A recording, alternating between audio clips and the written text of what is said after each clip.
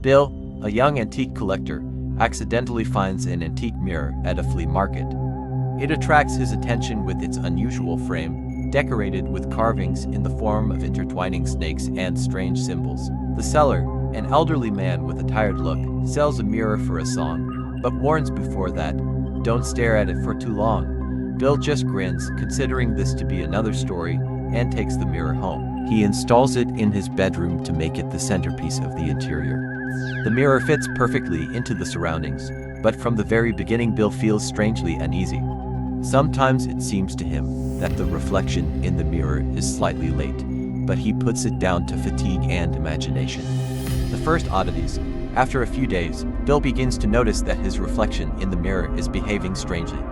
When he passes by, the reflection seems to linger for a split second, and sometimes it feels like it's looking right at him, even if he turns away. One night, I woke up from a strange feeling. He notices that the mirror glows slightly in the dark. As he gets closer, he sees that his reflection is standing still, although he himself is moving. The next day, Bill decides to examine the mirror in more detail. He notices that the frame is engraved with symbols that resemble ancient runes. He photographs them and sends them to his friend, a historian, but he replies that he has never seen such symbols. Bill begins to feel that the mirror is not just antique, but something more. Every day the mirror's behavior becomes more frightening. One day, Bill notices that his reflection is smiling, although he keeps a serious expression on his face. Another time, the reflection raises its hand when it doesn't. Bill starts to avoid looking in the mirror, but it seems to attract his gaze. It seems to him that the mirror is watching him. One night, he wakes up to a strange sound, like someone tapping on the glass. Bill turns on the light and sees that his reflection is close to the glass, even though he himself is lying in bed. The reflection knocks on the inside of the mirror, as if trying to get out. Bill runs out of the room in horror. The next day, Bill decides to get rid of the mirror. He takes it outside and leaves it by the trash cans. But when he returns home, the mirror is back in its place in the bedroom. Bill thinks it's a prank, but none of his friends admit it. He tries to break the mirror with a hammer, but the glass remains intact, even after heavy blows. In desperation, he covers it with a cloth, but at night the cloth is discarded, and the mirror glows in the dark again. Bill starts looking for information about the mirror. He finds an old book about cursed objects and learns that such mirrors were used in ancient times to communicate with the other world. They could serve as a portal through which entities from another world could enter our world.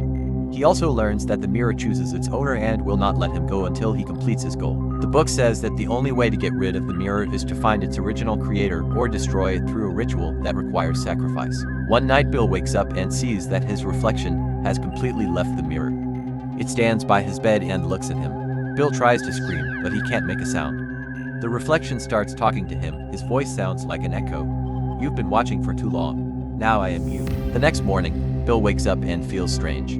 He looks in the mirror and sees that his reflection no longer repeats his movements. Now he himself is a prisoner of the mirror, and his doppelganger lives his life. A few weeks later, the mirror reappears at the flea market. The seller, the same elderly man, smiles at the new customer and says, "Don't stare at it for too long." A young girl named Betty returns home late at night after work. She lives in a small town where everyone knows each other, but lately there have been rumors of strange disappearances in the city. People say that a hooded figure appears on the streets at night, leading people into the unknown. No one is coming back. Betty walks along a deserted street lit by dim streetlights. The wind howls, and she feels strangely uneasy. Suddenly she hears footsteps behind her. He turns around and sees no one. She quickens her pace. But the footsteps are getting louder, as if someone is right behind her. Betty starts running, but the footsteps don't lag behind. She turns into an alley to shorten the path, and sees a figure in a long black cloak and hood ahead. The face is hidden in shadow. The figure stands motionless, but Betty feels her gaze literally burning through her. She tries to walk around, but the figure suddenly disappears, as if it disappears into thin air. Betty runs out of the alley and finds herself on the main street. She sees a light in the window of a convenience store and decides to hide there. Running inside, she gasps and tells the salesman that someone was chasing her. The salesman looks at her with concern and says, "Have you seen him? It's impossible. He died 20 years ago." Betty, horrified, asks who he's talking about. The seller says that 20 years ago in this city there was a maniac who abducted people at night. They called him the Shadow Hunter. When he was finally caught, a mob of angry residents lynched and burned him alive in the very alley where Betty saw the figure. Since then, his spirit has supposedly returned to seek revenge. The salesman offers to escort Betty home, but when they leave the store, the street is empty. Suddenly, the lights of the lanterns begin to blink, and the same figure appears out of the darkness. The salesman shouts, "Run," and rushes at the figure to give Betty time to escape. She hears him scream, but she doesn't turn around. When she gets home, Betty slams the door and locks all the locks. She tries to calm down, but suddenly she hears footsteps in the hallway. She slowly turns around and sees a hooded figure coming out of the shadows. The last thing she hears is a whisper, "You're not running away." The next morning, she is found missing, and a shadow is seen again in the alley, which disappears into thin air. In a small town, there was a legend about a strange house on the outskirts. It was called the Windowless house. No one knew who built it or why, but everyone avoided it. It was said that those who went inside never came back. One day, 3 friends, Claire, Harry, and George, decided to check out this legend. They were sure it was just a horror story for children. In the evening, armed with flashlights, they went to the house. As they got closer, it became noticeable that the house was really strange. Not a single window, just a massive wooden door. It seemed that the house was looking at them like a living being. "Well, shall we go in?" Harry said defiantly. Claire hesitated, but she didn't want to look like a coward, so she nodded. George silently opened the door, and they entered. It was dark and cold inside. The walls were covered with strange scratches, as if someone was trying to get out. The air was heavy, and it smelled damp and rotten. They turned on their flashlights and began to explore the rooms. There was no furniture in the house, just empty, dusty rooms. But the strangest thing is the doors. They led from one room to another, but there was no way out. "It's a maze," Claire muttered, feeling a surge of anxiety.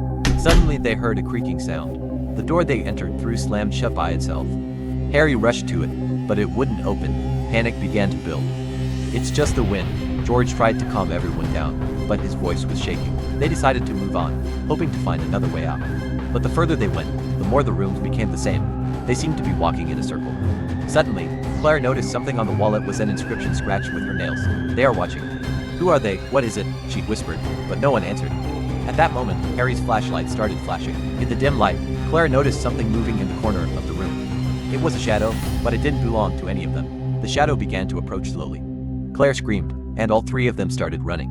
They ran from room to room, but the house seemed to be playing with them. Doors appeared and disappeared, walls narrowed. At some point, George disappeared. Claire and Harry turned around, but he was nowhere to be found. Only his flashlight was on the floor. "We have to get out," Claire screamed, but Harry remained silent. His face turned pale, and his eyes stared at nothing. "Harry, they're here," she called, but he suddenly turned to her and whispered, "They're already here." At that moment, the light of her flashlight went out. In the total darkness, she heard whispers, footsteps, and scraping.